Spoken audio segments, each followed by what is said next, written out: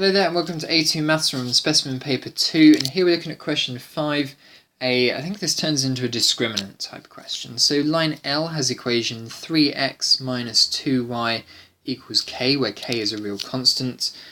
Given that the line L intersects the curve with y equals 2x squared minus 5 at two distinct points, find the range of possible values of k. So immediately what springs to mind here is that b squared minus 4ac, if we turn this into a quadratic somehow, has to be greater than 0.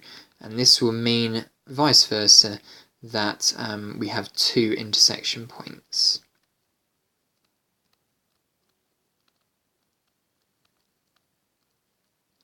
Right, so what we need to now do is somehow turn this into a quadratic. What we could probably do first is take 3x minus 2y equals k and rearrange it to make y the subject, and then we can set the two things equal to each other. So we'll have 3x minus k over 2 equals y.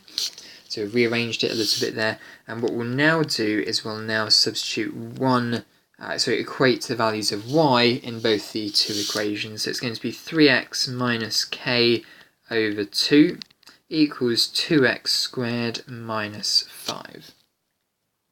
So we've equated one value for y equals another value for y. So let's now rearrange this. We're going to have 3x minus k equals 4x squared minus 10. Let's now put everything onto one side. 0 equals 4x squared minus 3x minus 10 plus k. So what I'd prefer to do just before I move on to the next section is just to put in brackets the final part plus, I'll put it as k minus 10. So there we are. This is our quadratic. We now have a value for a, that's 4, a value for b, that's minus 3, and a value for c, which is k minus 10.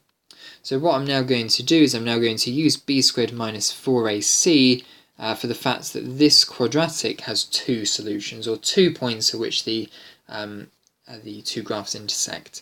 So b squared, let's start with that. It's going to be minus 3 squared minus 4 lots of a, which is 4, times by c, which is k minus 10,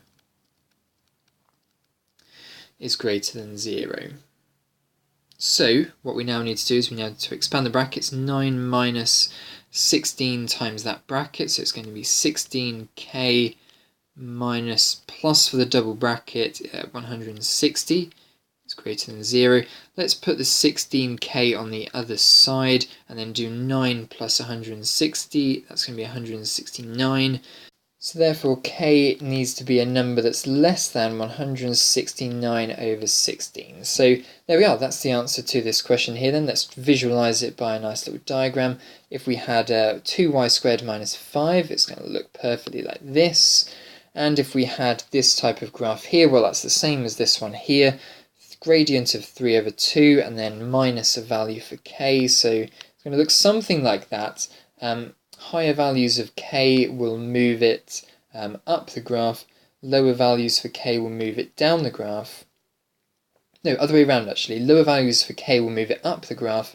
Higher values for k will move it down the graph because we're negating something here. So if you're negating a negative number, it will actually move it upwards. So we want it to have values that are where k is less than 169 over 16. So there we are. And that will give it two intersection points on your quadratic there. So there we are. 5 marks for question 5 there. Let's now move on to question 6.